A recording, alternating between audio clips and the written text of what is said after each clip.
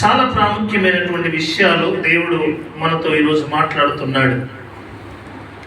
ఈ గిలాదు యొక్క ఇశ్రాయేలీయులకు ఒక న్యాయాధిపతి, బైబిల్లో మనం చూస్తున్నాం. ఒక న్యాయాధిపతి, అందరికీ న్యాయం చేసే వ్యక్తి. అయితే అమ్మోనీయులతో యుద్ధం చేయడానికి ముందు ఆయన ఏం చేస్తున్నాడు అని అంటే, ఇప్పుడు మనము బైబిల్ వాక్యంలో మనం చూస్తే దేవునికి ఒక మొక్కుబడి చేసుకున్నాడు. అందరు వినాలి దయచేసి. అమ్మోనీయులతో యుద్ధం చేయడానికి ఆయన మొట్టమొదటిగా ఒక తీర్మానం చేసుకున్నాడు. ఏం తీర్మానం అంటే, ఒక మొక్కుబడి చేసుకున్నాడు. నేను యుద్ధానికి, అమ్మోనీయులతో యుద్ధం చేయడానికి నేను మొట్టమొదటిగా ఆయన ఇదిగో మరి తన జీవితంలో తను ప్రేమించినటువంటి తన కుమార్తె, ఇదిగో ప్రభు యొక్క వాక్యం చెబుతుంది, మరి యుద్ధంలో నేను గెలవాలి. యుద్ధంలో నేను గెలవాలంటే నేను చేయవలసినది ఏమిటి? మరి అమ్మోనీయులతో నేను యుద్ధం చేయడానికి వెళుతున్నాను, యుద్ధంలో నేను గెలుపొందాలి అని అంటే నేనేం చేయాలంటే, చూడండి, ఆయన యుద్ధములో సాధించడానికి ఆయన ఏమని చెప్తున్నాడంటే, తన ఇంటిని మొట్టమొదటిగా ఎదురయ్యే ఒక వ్యక్తి దేవునికి బలి అర్పిస్తానని దేవునికి ఒప్పుకున్నాడు. చెప్పండి, అందరూ చెప్పాలి, బలి నేను అర్పిస్తాను దేవునికి. అంటే ఈయన గెలిచినాక దేవునికి అర్పించడానికి ఆయనకు అవకాశం లేదు. గెలవక ముందే, అమ్మోనీయులతో గెలవక ముందే నేను ఏం చేయాలంటే, నేను గెలవక ముందే నేను బలి అర్పించాలి. గెలిచినాక బలి అర్పిస్తే అది దేవుడు మెచ్చడు. అయితే ఏ బలి అని అంటే, చూడండి, దేవుని బిడ్డలారా, ఘన విజయం సాధించడానికి మొట్టమొదటిగా ఆయన చేస్తున్నటువంటి మాట ఇక్కడ పరిశుద్ధ గ్రంథములో మనం చూస్తాం. యుద్ధములో ఘన విజయం పొందడానికి, ఇంటికి తిరిగి రావడానికి ఎదురుగా వచ్చిన ఏకైక కుమార్తె దేవునికి అర్పించవలసి వచ్చింది. ఏకైక కుమార్తె, ఒకానొక కుమార్తెను ఇదిగో దేవునికి మొట్టమొదటిగా బలి అర్పిస్తాడు. ఈరోజు తనకు ఇష్టమైనది, తర్వాత విలువైనది ఆ బిడ్డను అర్పించడానికి కారణం ఏంటిది? సొంత బిడ్డను, సొంత కుమార్తెను దేవునికి అర్పించినాడు. అంటే అమ్మోనీయులతో యుద్ధం చేయడానికి ఆయన మొట్టమొదటిగా దేవునికి తనకిష్టమైన కుమార్తె కానీ, తనకిష్టమైన కుమారుడు కానీ, ఒకవేళ నేను అనుకుంటాను ఆయన ఉద్దేశము ఏమై ఉన్నదంటే, నాకు విలువైనది, ఒకవేళ నీకు విలువ కాకపోవచ్చు దేవా, కానీ నీకు విలువైనది నాకు కావాలని చాలా మరి వేదన పడుతూ మొట్టమొదటిగా దేవుడి స్థితిలో అర్పిస్తాడు. చూడండి, ఆయన ఘన విజయం సాధించి ఇంటికి తిరిగి వచ్చినప్పుడు ఆయనకు ఎదురుగా వచ్చిన ఏకైక కుమార్తెను అర్పించవలసి వచ్చింది. జీవితంలో ముఖ్యమైనటువంటి ఘట్టాలు ఏంటంటే, మరి తల్లి ఒక వేశ్య కావడం వల్ల తన అన్నదమ్ములు అతడిని ఆస్తిలో భాగం లేకుండా చేసింది. తల్లి ఒక వేశ్య. దయచేసి అందరూ కూడా పరిశుద్ధ గ్రంథాన్ని మనం తేటగా మనం తెలియజేసినట్లయితే అక్కడ చూడండి, 30-31 వచనం ఎవరైనా చదవండి. నేను అమ్మోనీయుల యుద్ధ నుండి క్షేమముగా తిరిగి వచ్చినప్పుడు 30 నుండి 30. అప్పుడు యెహోవాకు మొక్కుకొనెను, ఎట్లనగా, నీవు నా చేతికి అమ్మోనీయులను నిశ్చయముగా అప్పగించిన ఎడల. ఆయన ఒక మాట చెప్తున్నాడు, ప్రభువా, దేవా, అమ్మోనీయులను ఒకవేళ నా చేతికి అప్పగిస్తే నేను నీకేం చేస్తానో చూడండి. నేనేం చేస్తాను చూడండి. అక్కడ 31 వచనంలో అన్నాడు, నేను అమ్మోనీయుల యుద్ధ నుండి క్షేమంగా తిరిగి వచ్చినప్పుడు నన్ను ఎదుర్కొనుటకు నా ఇంటి ద్వారము నుండి బయలుదేరి వచ్చినదేదో అది యెహోవాకు ప్రతిష్ఠితమగును, మరియు దహన బలిగా దాన్ని అర్పించెదను. ఒకవేళ దేవా నేను యుద్ధములో ఒకవేళ విజయం సాధించి నేను ఇంటికి తిరిగి వస్తుండగా ఎవరైతే నా ముందుట ఎవరైతే నా దగ్గరికి వస్తారో, ఆ ద్వారం దగ్గరికి వస్తారో, నేను మొట్టమొదటిగా నేను ఎవరైనా పర్వాలేదు, నా కుమార్తె అని పర్వాలేదు, ఏదైనా పర్వాలేదు, నేను బలి అర్పిస్తా, దేవానికి సమర్పిస్తా. దేవుని బిడ్డలారా, శత్రువు అయినటువంటి అమ్మోనీయులతో యుద్ధం చేసి ఆయన ఇంటికి వస్తున్నప్పుడు ఆయన నిజంగా ఆయన ఏం చేస్తున్నాడంటే దేవునికి ఒప్పుకోలు చేశాడు. అమ్మ వినాలి, ఎవరైనా అందరూ అందరూ చెప్పండి అమ్మా, ఎవరు? ఆయన అమ్మోనీయులతో యుద్ధం చేసి ఇదిగో ఇంటికి తిరిగి వస్తుండగా ఇదిగో తన కుమార్తెను, గాఢంగా ప్రేమించినటువంటి కుమార్తెను, తనకిష్టమైన తనకి విలువైన కుమార్తెను ఆయన బలిగా అర్పించాడు. దేవునికి స్తోత్రం కలుగునుగా. హల్లెలూయా. నీకు విలువైనది అర్పిస్తున్నావా? దేవునికి విలువైనది, నీకు ఇష్టమైనది దేవునికి నువ్వు అర్పిస్తున్నావా? అయితే ఆయన ఏం చేశాడంటే మరి 2-3 ఘట్టాలు ఉన్నాయి చూడండి. అతని ఆస్తిలో భాగం లేకుండా ఇంటి నుండి గెంటేశారు. యొప్త తల్లి ఒక వేషం అయినప్పటికీ తన అన్నదమ్ములు అతడిని ఆస్తిలో భాగం లేకుండా తన ఇంటి నుండి గెంటేశారండి. అదెంత భయంకరమైనటువంటి పరిస్థితి యొప్తకు కలిగింది. తర్వాత నాయకత్వంలో మరి అలా ఇల్లు వదిలి వెళ్ళిన యొప్త మరి తోబు దేశంలో చేరి అక్కడ కొంతమంది వీరులను నాయకుడిగా మరి యుద్ధ నైపుణ్యము సంపాదించాడు. ఆయన చాలా ప్రాముఖ్యమైనటువంటి వ్యక్తిగా. అన్నదమ్ములు అందరూ కూడా ఇంటి నుండి బయటికి గెట్టేశారు. ఒక బాధలో ఉన్నాడు, ఒక వేదనలో ఉన్నాడు. అమ్మ ఒక వేదనలో ఉన్నాడు, చాలా ఒక బాధ. అన్నదమ్ములు ఇంటి నుండి వెలివేస్తే ఎంత బాధ అనిపిస్తుంది. వెళ్ళిపోయాడు తోబు దేశంలో, అక్కడ ఒక నాయకత్వం వహించాడు. వారందరినీ కూడా ఒక నాయకత్వంలోనికి నడిపించాలి. యుద్ధం ఏ విధంగా చేయాలి, ఎట్లా చేయాలి, మరి ఇతనికి వచ్చినటువంటి కష్టం చూడండి. మరి దేవుని బిడ్డలారా, అతడు ఏం చేశాడంటే మరి యుద్ధ నైపుణ్యము అతడు ఏ విధంగా మరి ముందుకు సాగల్లో ఆయన నైపుణ్యం అనేది యొప్త నేర్చుకున్నాడు.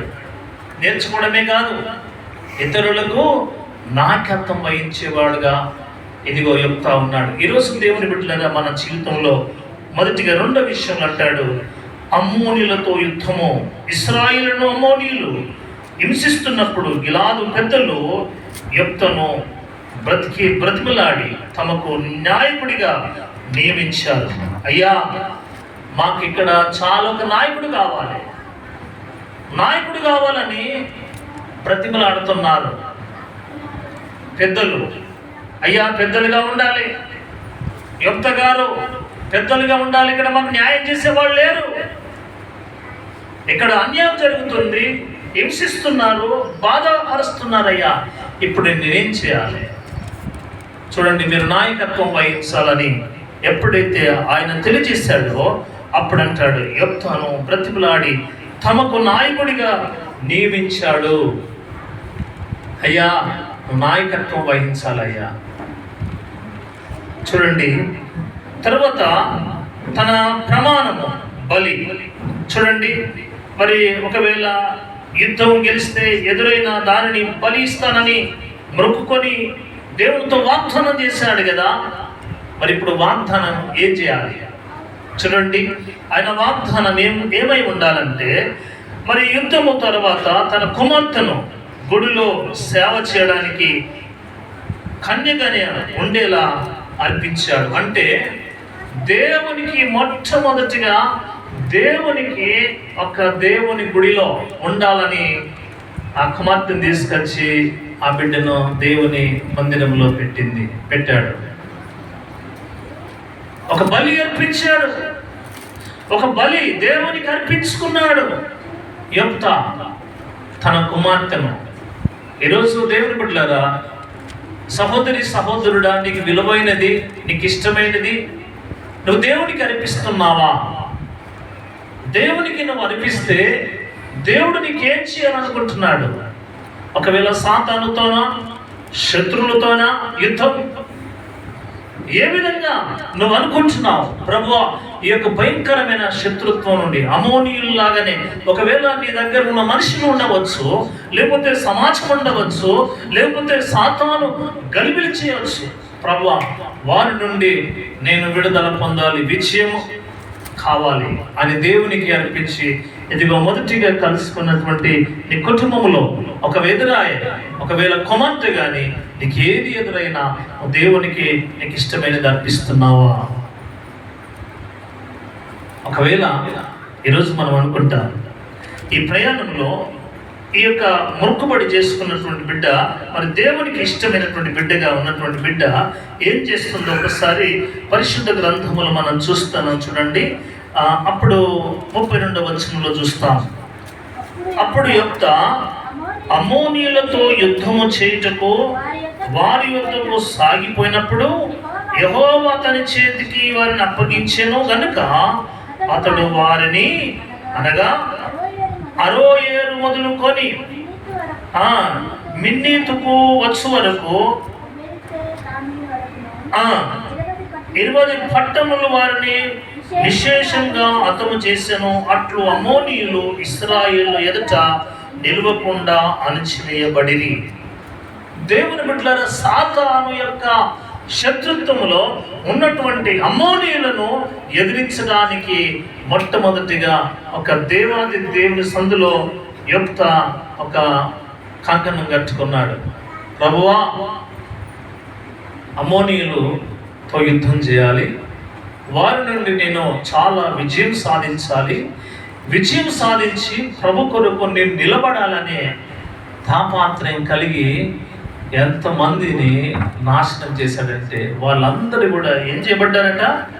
చూడండి, అక్కడ ఇశ్రాయేలీయుల ఎదుట నిలవకుండా అణిచివేయబడిరి. దేవుని బిడ్డల దగ్గర శత్రువులైనటువంటి ఎవరైనా కావచ్చు, వారు ఏం చేయబడతారట? అణిచివేయబడాలి. దేవునికి స్తోత్రం. సాతాను అణిచివేయబడాలి.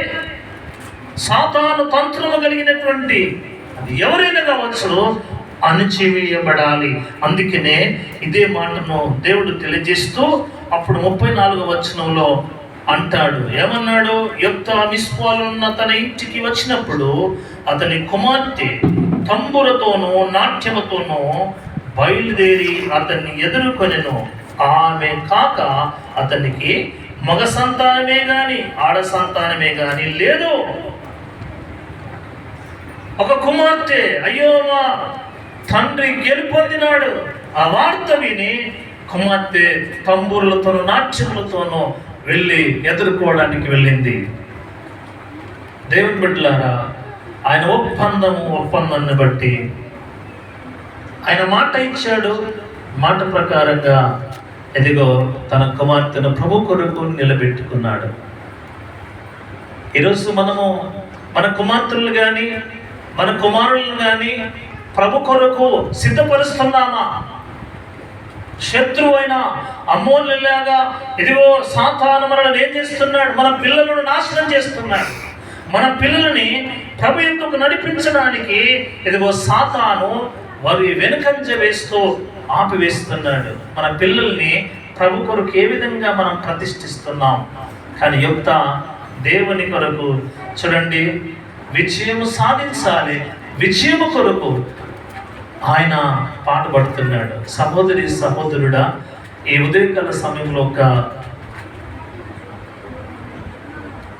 ఒక ప్రశ్న వేస్తుంది. ఆ ప్రశ్న ఏంటి? ప్రభా నా కుమార్తెను నేను ఎక్కువగా గౌరవంగా ప్రేమిస్తున్నటువంటి నా కుమార్తెనే కావచ్చు, నా కుమారులే కావచ్చు, ఒకవేళ అది మాత్రమే కాదు, నాకు ఇష్టమైనది ఏదైనా కావచ్చు, అది వస్తువే కావచ్చు, ఏదైనా దేవుని కొరకు నువ్వు అర్పణగా నువ్వు అర్పిస్తున్నావా?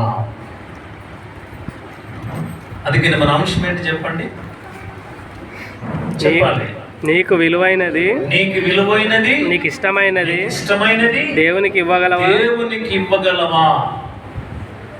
ఆ ప్రశ్న ఈరోజు నీవు నీ జీవితంలో ఆ ప్రశ్న నీ అంతరంగంలో నాటబడాలి. అప్పుడే దేవుడు అంటున్నాడు. చూడండి, ఆ మాటను ఇంకా బైబిల్ వాక్యంలో మనం చదివితే అక్కడ కింద ఏమంటాడంటే చూడండి, 35వ వచనం చదువుదాం. కాబట్టి అతడు ఆమెను చూచి తన బట్టలు చింపుకొని, అయ్యో నా కుమారి, నీవు నన్ను బహుగా కృంగజేసితివి, నీవు నన్ను తల్లడింపజేయి వారిలో ఒకటివై ఉన్నావు. నేను యెహోవాకు మాట ఇచ్చి ఉన్నాను గనుక వెనుక తీయలేదన. చూడండి, దేవుని బిడ్డలారా, కుమార్తె విషయంలో, అయ్యో కుమారి, నేను ప్రభు కొరకు నేను ప్రభుతో ఒప్పందం చేసుకున్నాను. చాలాసార్లు దేవునితో ఒప్పందం చేసుకున్నటువంటి ఎవరైనా కావచ్చు. చూడండి, ఆయన ఏమన్నాడు, తిరిగి వస్తున్నప్పుడు కుమార్తె ఎదురైనప్పుడు కుమార్తెను చూసి, కుమారి, నేను బహుగా ప్రేమిస్తున్నటువంటి నా కుమార్తె నన్నెంతగా బలి అర్పించాలంటే ఎంత బాధ అనిపిస్తుంది. దేవునితో ఒప్పందం చేశాడు యోక్త. మరి ఈమె మొట్టమొదటికి ఎదురైంది కుమార్తె. అక్కడ చూడండి ఎంత మాట్లాడుతున్నాడు, నా కుమారి, నీవు నన్ను బహుగా కృంగజేసితివి. తన కుమార్తెను అర్పించడానికి, బలి అర్పించడానికి ఎవరైనా ఇష్టపడతారా? అమ్మా, ఎవరైనా ఇష్టపడతారా? కానీ దేవునితో ఒప్పందం చేసుకున్నాడు. ఎదుగో అమ్మోనీయులతో యుద్ధం చేసి, ఎదుగో నేను వచ్చేటప్పుడు నా దాంట్లో నా కుమార్తెలే ప్రతిదీ కూడా ఏదైనా కావచ్చు, అది నేను అర్పిస్తానని దేవునితో ఒప్పందం చేసుకున్న ఒప్పందం వెనక తీయడానికి అవకాశం ఉంటుందా? అమ్మా, ఎప్పుడు కూడా ఎవరు కూడా దేవునితో ఒప్పందం చేసుకుంటే చావు రాని ఖచ్చితంగా అర్పించాలి. ఇప్పుడు చూడండి, ఆయన బాధపడుతున్నాడు. నా కుమారి, నీవు నన్ను బహుగా కృంగజేసితివి, నీవు నన్ను తల్లడింపజేయి వారిలో ఒక్కతివై ఉన్నావు. నేను యెహోవాకు మాట ఇచ్చి ఉన్నాను గనక వెనక తీయ లేవనగా. ఆమె తండ్రి, చదవండి, ఆమె నా తండ్రి యెహోవాకు మాట ఇచ్చి ఉంటివా? నీ నోట నుండి బయలుదేరిన మాట చొప్పున నాకు చేయము. యెహోవా నీ శత్రువులైన అమ్మోనీయుల ఎదుట పగ తీర్చుకొని ఉన్నాడని అతనితో నేను. చూడండి, ఒక కుమార్తె తండ్రితో అంటుంది, అయ్యా డాడీ, నువ్వు దేవునికి నువ్వు మాట ఇచ్చినావు కదా, ఆ మాట ప్రకారం చెయ్యి. కన్న తండ్రికి ఎంత బాధ, కన్న తండ్రికి ఎంత వేదన. ఆ అమ్మాయి అంటుంది, నువ్వు దేవునికి మాట ఇచ్చినావు డాడీ, అది చెయ్యి, దాని ప్రకారంగా చెయ్యి, నువ్వు మాట తప్పకు. ఈరోజు దేవుని బిడ్డ, ఒక కన్న తండ్రి దేవునికి బలి ఇవ్వడానికి మొట్టమొదటిగా ఒప్పుకున్నాడు. నేను ఏదైనా నేను చేస్తానని ఒప్పుకొని గెలిస్తే నేను నాకు ఇష్టమైనది ఏదైతే ఉన్నదో నేను దానికి తప్పకుండా నేను అర్పిస్తా అని వాగ్దానం దేవుడితో చేస్తాడు. ఆ వాగ్దానం ఇప్పుడు వెనక్కి తీయడానికి మాత్రం కూడా వీల్లేదు. కన్న తండ్రికి లోపల కన్నీళ్ళు, కనగుడ్డులు దాడతలు, లోపల దుఃఖము, వేదన ఉంది. ఈరోజు దేవుని బిడ్డ, నీ జీవితంలో దేవునికి ఏదైనా నువ్వు ఒప్పుకున్నావా? నీకు ఇష్టమైనది, దేవునికి నీకు ఇష్టమైనది ఏదైనా నువ్వు దేవునికి ఇస్తే చూడండి, ఆమె ఎంత తల్లడిల్లుకుంటే, ఆమె నా తండ్రి యెహోవాకు మాట ఇచ్చినావు, దేవునికి మాట ఇచ్చినావు, నీ నోటి నుండి బయలుదేరిన మాట చొప్పున నాకు చేయము. యెహోవా నీ శత్రువులైన అమ్మోనీల మీద పగ తీర్చుకొని ఉన్నాడని అతనితో అనెను. చూడండి దేవుని బిడ్డలారా, అప్పుడు ఏమంటారు? 37వ వచనం చూస్తే, మరియు చదవండి, ఆమె నా కొరకు చేయవలసినది ఏమనగా 2 నెలల వరకు నన్ను విడువము, నేను నా చెలికత్తెలను పోయి కొండ మీద ఉండి నా కన్యత్వమును గూర్చి ప్రలాపించదనని తండ్రితో చెప్పగా అతడు పొమ్మని చెప్పి 2 నెలల వరకు ఆమెను పోలించెను గనక ఆమె తన చెలికత్తులతో కూడా పోయి కొండ మీద తన కన్యత్వమును గూర్చి ప్రలాపించెను. ఆ 2 నెలలు ఆ 2 నెలల అంతమున ఆమె తన తండ్రి యొద్దకు తిరిగి రాగా అతడు తాను మొక్కుకొనిన మొక్కుబడి చొప్పున ఆమెకు చేసెను. దేవునికి స్తోత్రం, హల్లెలూయా. దేవుని బిడ్డలారా, దేవునికి ఏ విధంగానైతే ఒప్పుకున్నారో ఆ విధంగా చేయడానికి ఇష్టపడ్డారు. ఈరోజు నీ జీవితంలో, నా జీవితంలో ఒకవేళ యెఫ్తాలాగా నువ్వు కూడా దేవునికి సమర్పించుకున్న రోజులు చాలా ఉన్నాయి. ఎన్నెన్నో పరిస్థితులు బట్టి నువ్వు దేవునికి ఒప్పుకున్నావు. నీకు ఇష్టమైనది, నీకు విలువైనది, ఇదిగో యెఫ్తా కూడా విలువైనది కుమార్తె. దేవునికి అర్పించుకోవడానికి కూడా ఆయన దేవుని సన్నిధానంలో ఇష్టపడ్డాడు. తన కన్యత్వ విషయంలో, అయ్యా నేను కొండకు వెళ్ళి నా కన్యత్వాన్ని గురించి నేను సన్నిధానంలో అడగాలి. ప్రభువా, ఎదుగు నిన్ను దేవునికి నిన్ను సమర్పించుకుంటా.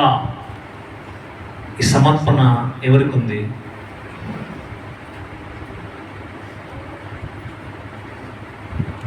నా కుమారుని అర్పిస్తాను, నా కుమార్తెను నేను అర్పిస్తాను, దేవుని కొరకు సమర్పణ చేస్తాను అని నువ్వు ఒకవేళ నువ్వు అనుకున్నావా?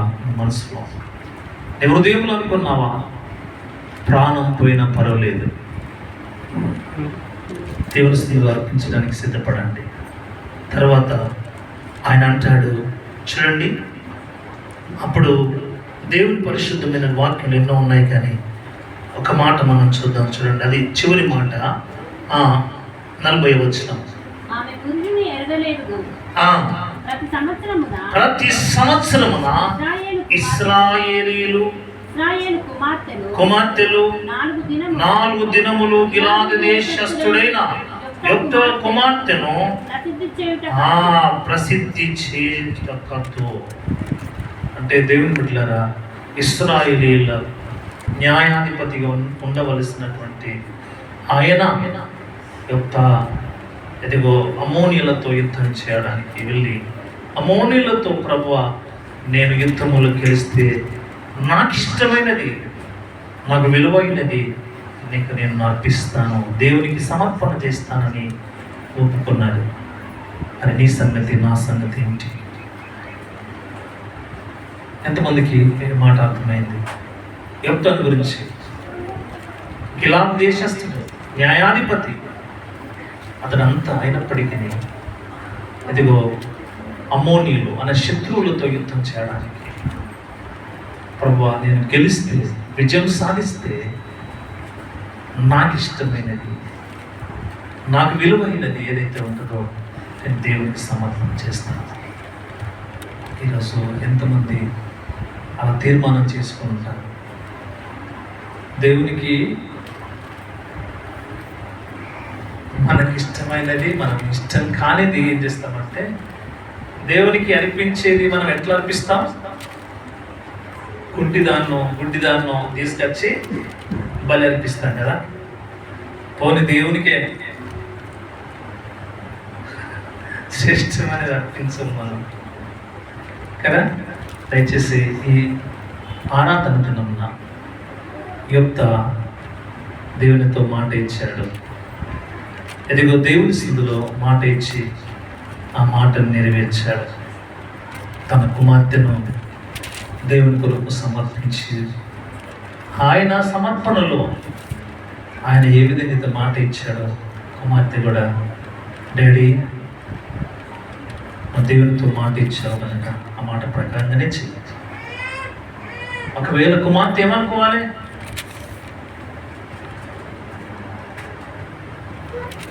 నాకు ఆ నిర్ణయం రాలేదు కదా, సమర్పణ రాలేదు కదా డాడీ, నాకెందుకు నువ్వు అనిపిస్తావు, నువ్వు దేవుని సేవకులకు ఎందుకు నడిపించబడతావు, నాకు ఇష్టం లేదు, నువ్వు ఒప్పుకున్నావు. కానీ మేము తండ్రికి విధేయత చూపించినట్టుగా చూస్తున్నాం. తండ్రికి చాలా మంచి నమ్మకస్తురాలుగా తన కుమార్తె, ఆయన తల్లడిల్లిపోయాడు, వేదన పడ్డాడు. ఈరోజు మనము దేవుని కొరకు ఏ విధంగా అర్పిస్తున్నాం? దేవుని కొరకు మనం అర్పిస్తే నీకు విలువైనది, నీకు ఇష్టమైనది దేవునికి అర్పించగలవా? ఎంత అర్పించినాడు. ఈరోజు నేను అర్పించడానికి సిద్ధపడాలి. సిద్ధపడదామా? ఎంతమందిని చేతులు ఎత్తుతారా? వాక్యం కరెక్ట్గా మీకు అర్థమైందా? నీ జీవితాన్ని చేసుకో. నీ జీవితాన్ని దేవునికి సమర్పణ చేసుకోవాలి. నీ పిల్లల జీవితాన్ని నీ ఒప్పందాన్ని బట్టి. ఇప్పుడు నేను అనుకుంటాను, కుమారుడు అనుకోవాలి, సరే కుమార్తె అనుకోవాలి, ఏమని? డాడీ నాకు నువ్వు చెప్పుంటే నేను చేస్తున్నా చెయ్యనా? నేను చెప్పే వాడిని నువ్వు నాకు తెలియకుండా దేవునితో ఒప్పందం చేసుకుని వచ్చినావు కదా. ఈ రోజులలో అది అన్నమాట. కానీ తండ్రి మాట జవదాటని కుమార్తెగా ఆమె ఉంది. హల్లెలూయా, హల్లెలూయా, గట్టి చెప్దాం హల్లెలూయా, హల్లెలూయా.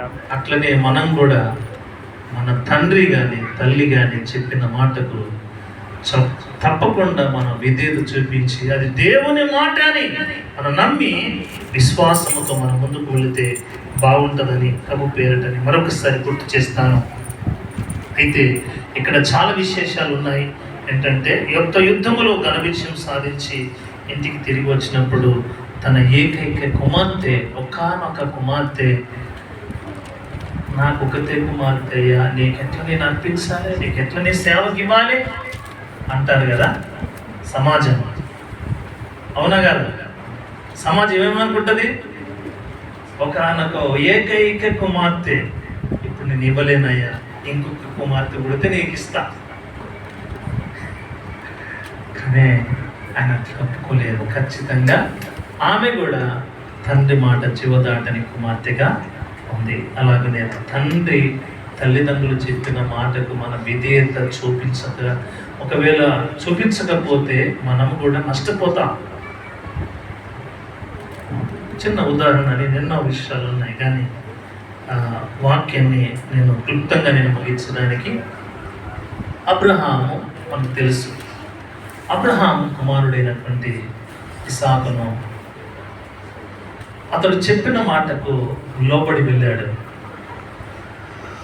తన కుమారుని మోరియా పర్వతానికి తీసుకొని వెళతాడు. అసలు అబ్రహాము ఏం చేస్తున్నాడో, తండ్రి ఏం చేస్తున్నాడో కుమారునికి తెలియదు. కానీ కుమారుడు ఏం చేశాడు? విధేయత చూపి. కుమారుడు ఏం చేశాడమ్మా? ఆయనతో పాటు విధేయత నేర్చుకున్నాడు. అంటే ఆయన ప్రశ్నించేది ఉంటే, నానా నువ్వు తీసుకెళ్తున్నావు, మరి అక్కడ ఏది గొర్రె పిల్ల లేదు, ఏది లేదు అని అడిగిండు. వాస్తవం అంటే దేవుడు చూసుకుంటాడు, ఆ దేవుడు చూసుకుంటాడు అన్న మాటకు ఇస్సాకు విధేయత చూపించినాడు, లోబడిపోయాడు. చివరికి ఏం చేశాడు? దేవునికి ఆయన బలిపీఠం కట్టి ఇదిగో మెస్సీయను అర్పించడానికి చాలా చక్కగా బంధించి అతన్ని పెట్టి ఒక్క మాట కూడా, డాడీ నన్ను చంపుతావా, నేను చస్తే నీకు ఒక్కడికి ఇంకెవరు పుడతారయ్యా డాడీ, నా కన్న తండ్రి కదా, నువ్వు నన్ను చంపుతావా? కానీ అబ్రహాము దేవుని మాటకు లోబడ్డాడు. దేవుని మాటకు లోబడి ఆ కత్తి తీసుకొని ఇదిగో ఒక్కసారి లేపేసరికి దేవుడు పరలోకం నుండి దేవుని దూత, అబ్రహామా అబ్రహామా, నీకు ఒక్కడై ఉన్న నీ కుమారుని నాకు వెనక తీయలేదు, వెనుకంజ వేయలేదు కనుక అక్కడ చూడు, ఆ పొదల్లో పొట్టేల్లో చిక్కుకొని తీసుకొని కుమారునికి బదులుగా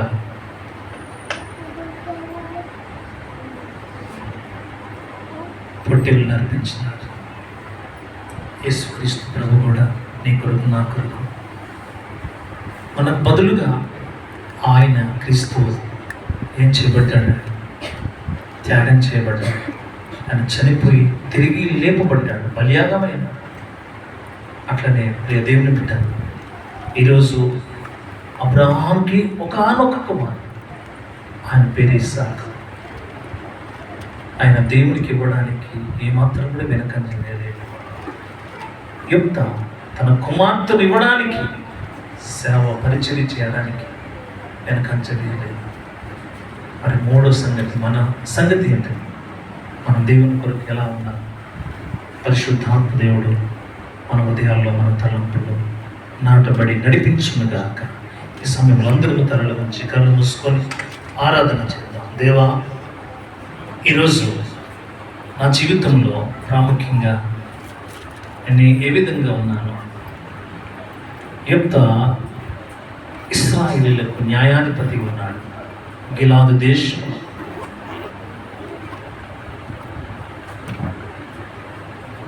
అక్కడ ఒక సమస్య ఉంది. అమ్మ కొంచెం మేము జాగ్రత్తగా తలలు వంచి కళ్ళు మూసుకొని వాక్యాన్ని అనుభవించుకుందాం. ఇశ్రాయేలుకి న్యాయాధిపతిగా ఉన్నాడు. న్యాయాధిపతి ఉన్నటువంటి ఆయన ఒక సమస్యలో ఉంది. అమ్మోనీయులతో ఎలా యుద్ధం చేయాలి, ఎలా గెలవాలనే తాపాత్రయం. శత్రువులు నా ముందు ఉన్నారు, నేను వారిని ఏ విధంగా ఓడించాలి?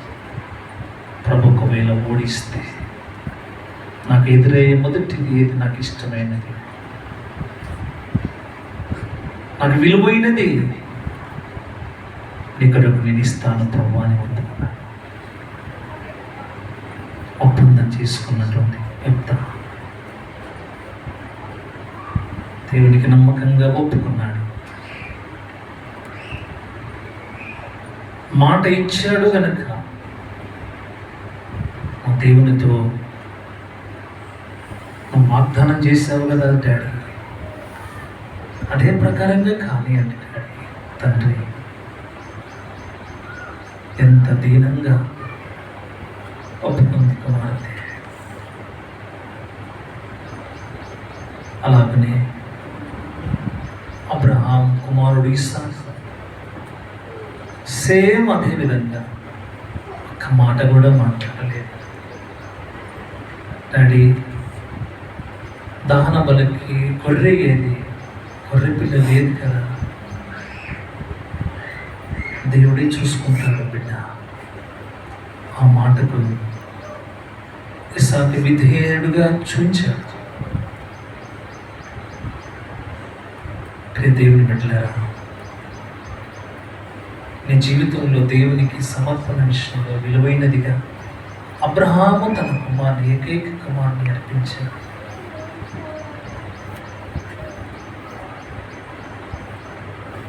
యొక్క ఏకైక కుమార్తెను దేవుని కొరకు అర్పించాడు. విలువైనది నీవు ప్రేమిస్తున్న నీ కుమార్తెని కానీ కుమారుని కానీ నీ వస్తువుగా దేవునికి సమర్పణ చేస్తున్నామా? తరడు వచ్చి కన్ను మూసుకొని ఆరాధనలోనికి మనం వెళదాం. అందరూ కూడా ఆరాధించేవారు ఆత్మతో సత్యమతో యథార్థంగా ఆరాధిద్దాము.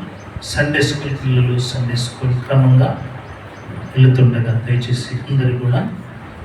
దయచేసి అందరూ సండే స్కూల్ పిల్లలు ఇక్కడ ఎవ్వరు ఉండద్దు. దయచేసి అందరూ కూడా